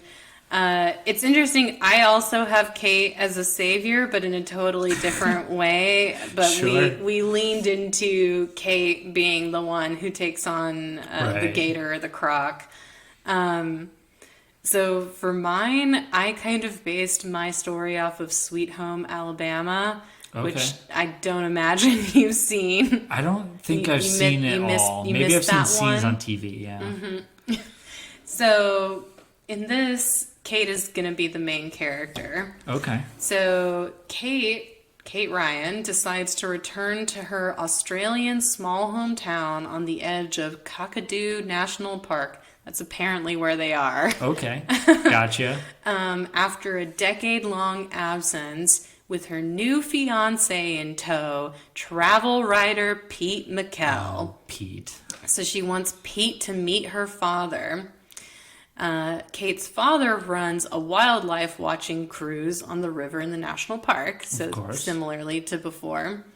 Now, Pete also has a secret ulterior motive for coming with Kate. He wants to break out of travel writing, because remember, he's like, I'm just a travel writer. I write about hotels. Yeah. And fancy restaurants. Yeah, he probably writes for, what's the in-flight magazine called? Whatever that is. I imagine it's that. But he wants to break out of travel writing so he can get into investigative journalism. Okay, yeah. Where the real gritty stuff is. Yeah, where the real the juicy stuff. The real fake news.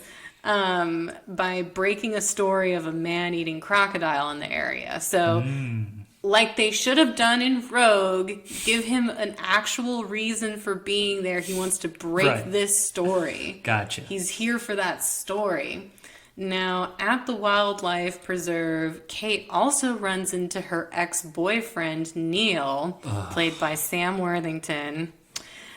He's shocked and hurt to see her after so many years of no contact, but oh baby, the sparks are still there. Yeah. So like they had really, again, she had zero chemistry with Michael Vartan and all the chemistry with Sam Worthington. So I made Neil the hero of my story. That's a good choice. So Pete, not knowing the history between Kate and Neil, asks Neil to take him and Kate on a river cruise specifically to watch the crocodiles.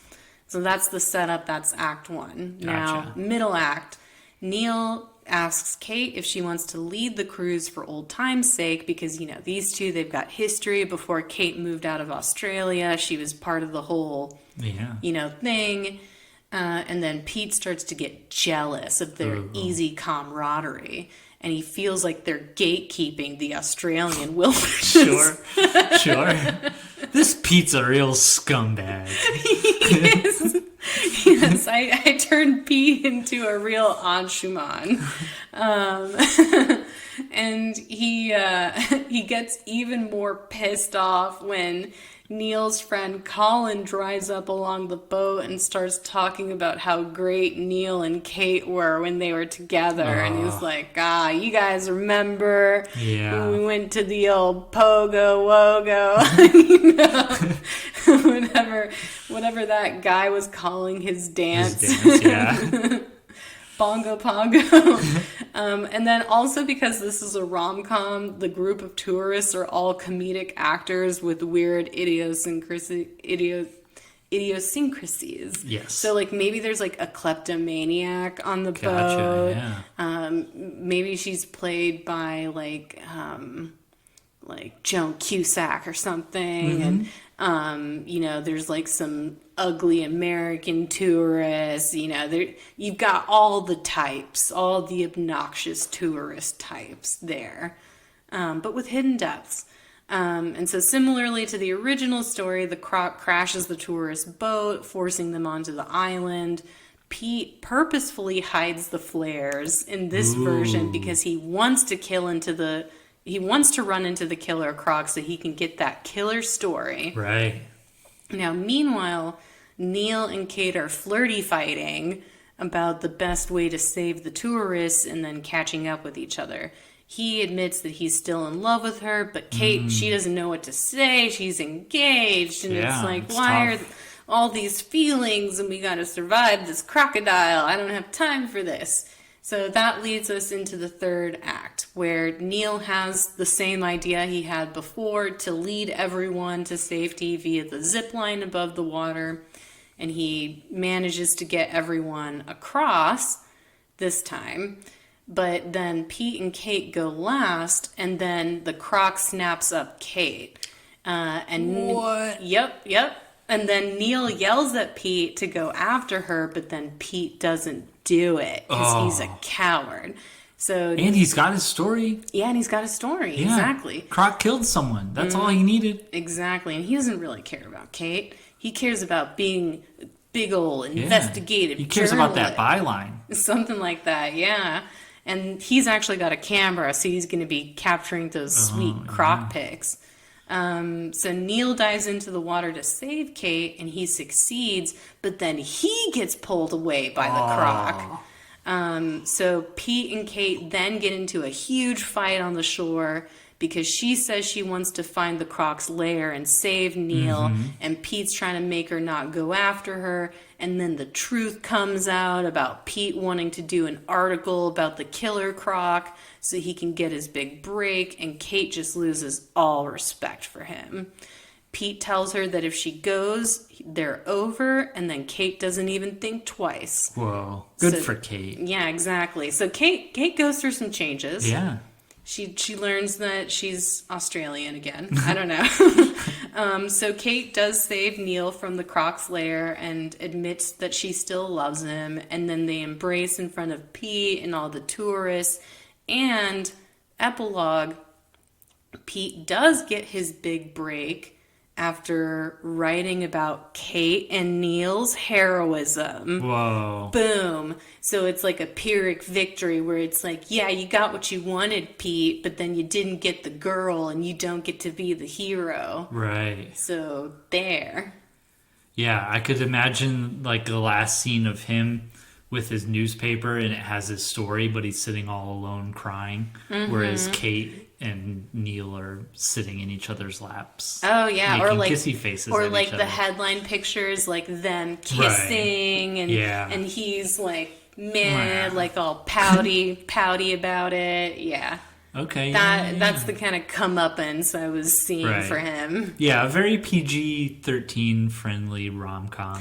Oh yeah, no, there's no fucking in this one. Like, I really feel like there's altogether not enough fucking in rom-coms, and there's plenty of it in horror movies. Like, it's almost required. But yeah, this is one where like we don't get any intimate scenes really. We just know that they have history. Right. And there's, tension and then kiss at the end. Right. You gotta go for that final kiss. Yeah, no sex hugs, but... No.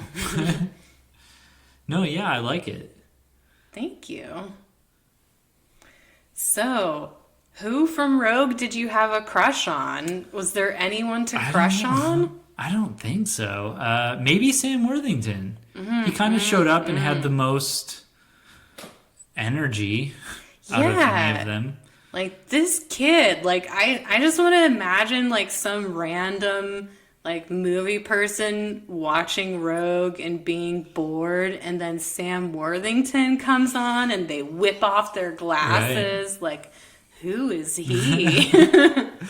Sam Worthington, not normally a very charismatic actor. In this, he was. But, yeah, in this, he had a little bit of spunk to him. Maybe he's not as charismatic when he's pretending to be American. Could be. Maybe the accent throws him off. Mm-hmm. Or maybe it's just the fact that main characters are always more of a plain Jane anyway. That's true. And like in here, he gets to kind of play the Australian hillbilly. He's got some swagger. Yeah. Like he's a bad boy. Right. Yeah. He's a swinging dick. he's trying to out dick Michael Vartan. I think he very easily outdicks Michael Vartan. Yeah. But then he doesn't get to hold that big old log at the end. No, he doesn't. I wish that Rogue was just an escalating series of dick jokes. Right. That would have made it much more entertaining. Yeah. Anything but what it was. But yeah, so I think this is the first time where who we'd kill and who we crushed on was basically the same. Yeah, both movies kind of a limited cast. It's true. They had a small amount of people they recycled throughout the whole movie. Yeah. Huh. Interesting. Yeah. I like how both of our movies, though, kept the same basic tour aspect and alligator aspect. And yeah, no, we had to use the tour and the monster. Right. Like, it's still good fodder. Yeah. It's just all we had to do was make Kate sort of more in charge of her own destiny. Right. As soon as Kate's the hero, then the romance begins. Right. Gotcha.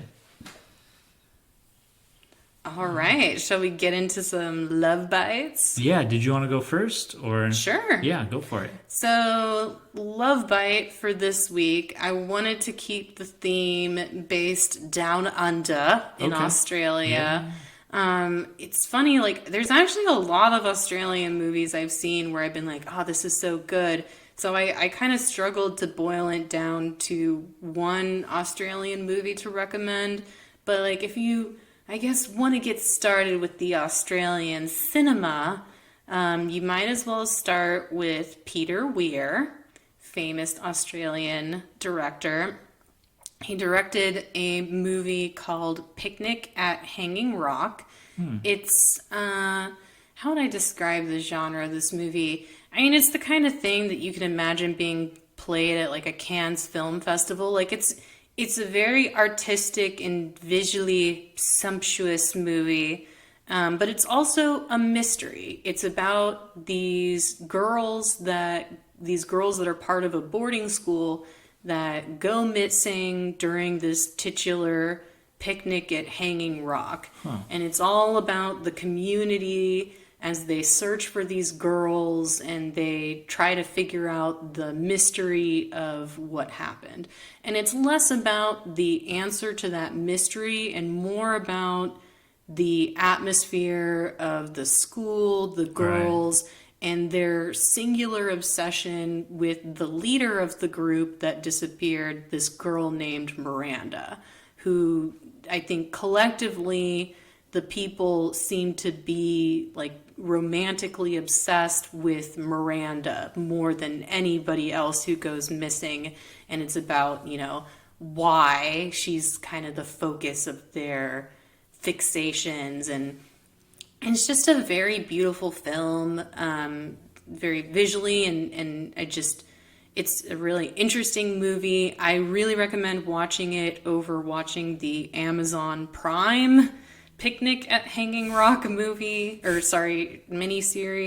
I feel like where the movie Picnic at Hanging Rock is very atmospheric, very ambiguous, the series on Amazon Prime just decides no, we want to make everything unambiguous and tell you exactly what's going on with every character. Whereas the movie is more it could be this way, it could not be, but that's not the point of it.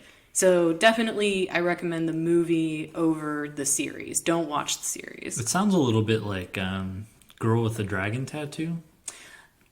I would say it's not like that necessarily, because with Girl, that being more of a capital M mystery, the solving of the mystery is really important to the resolution of the plot. Gotcha. Whereas solving the mystery in Picnic at Hanging Rock is not at all important to the resolution of the movie. Okay.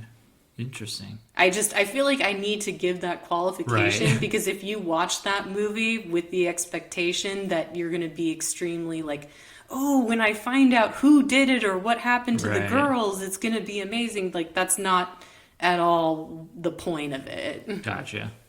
Yeah, it's good to know beforehand. Yeah, I feel like if you went into that movie thinking ooh, this is a mystery and I'm going to figure out the mystery, you'll be really, really disappointed. Good to know. Good to know. But it's not disappointing. It's a good movie. Gotcha. Did you have another one? No, I'm going to stick with that one. Yeah. Obviously there's others that I would recommend, but maybe I'll save them for future potential episodes. I gotcha. Well, for mine, I have 3 movies to recommend. Oh, yay! Because the Ocean's 11 movies, Oceans 12 and 13, are on Netflix. Oh. And so you have to find your Ocean's 11 somewhere else. Yeah. Good music. But yeah, those movies are great. Have you seen all 3 of them?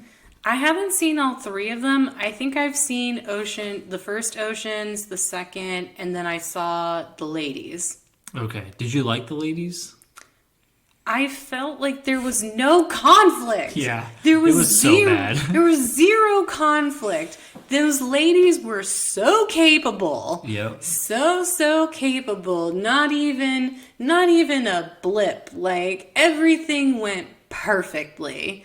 And that's not fun. And it was way too jokey in terms of there was some joke about Tinder or Twitter or something that left a bad taste in my mouth, but it just, the whole thing felt really jokey, and it felt like we have to be really in your face. Conflict. There was zero. Nobody had to change, learn, or do anything. At least in the first Oceans, they do run into snafus. They do run into issues. And at the end of the day, Danny Ocean does have to humble himself to get his wife back, right? Right. He has to. I can't speak about the women's Oceans movie, but so the first 2 you think are good. I think the first 3. The first 3, yeah. Oceans 11, 12, and 13 are all great. I watched them in reverse order for some reason. Interesting. Yeah, I think as heist films, they really hit the mark. I think they all have pretty satisfying endings. I love a good heist film. Yeah, it's but yeah, that first movie, Ocean's 11, man, just all those actors together on screen having fun. A lot of the humor is really subtle, and they really let the characters kind of take over. And there's just a lot of cool, interesting filmmaking and tricks going on. I think Steven Soderbergh is really, he's really good at what he does. I mean, you can see why Magic Mike was such a success. Yeah. But yeah, so I don't know, Oceans 11, 12, and 13. If you haven't seen them in a while, go back. All right. Give them a try. No, I definitely would do that. I feel like he does really good, like trolley shots or like tracking shots where you have to like track a character moving like from the side or something like that. And then all the incidental music in the Oceans, it's like very like characteristic of the movie to where like if I heard it elsewhere I'd be like, oh, somebody's watching the Oceans movies. Right. Yeah. Anytime like a commercial pops up, if I'm watching hockey or something, there's this one commercial that pops up for like AT&T where this family is all having their family night, and then the parents go to leave and all the kids bust out their tablets and internet equipment, and then the mom like blocks the internet as they're about to leave, and she's like, that'll show the kids, and all the kids are like, oh, you parents, you blocked us. But the music is very Ocean's 11. Yeah. So every time I watch that commercial, I'm like, ooh, the kids are getting the heist together. like a bass line and a jazzy flute. Yeah. Something like that. Yeah, it might even be the Ocean's 11 song. I don't know. But yeah, so the music is memorable. And I really like Brad Pitt, man. I think Brad Pitt's a good actor. I do like me some Brad Pitt and some George Clooney. No, they've got some of our pretty boys. Yeah. They're not just pretty though, you know. They really do a good job in those movies. No, they do. No, I definitely it's been some time since I've seen them. I want to watch them again. Yeah. I definitely would say Ocean's 11 is the strongest. The first one? Yeah. I mean, because you got Andy Garcia, right? Like, yes. Or is he in the second? He's in the second one for a few scenes, and he's in the third one for a few scenes. He's really good in the third one. Yeah. Yeah. Because doesn't he become an ally in the third one? Like, the enemy of my enemy is my friend. Yeah. They got to team up to take down the bigger jerk. Yeah. Oh, that's awesome. All right, then. I guess we should wrap it up. Yeah. All right, mates. Good day. Good day, mates. Go put some shrimp on the barbie.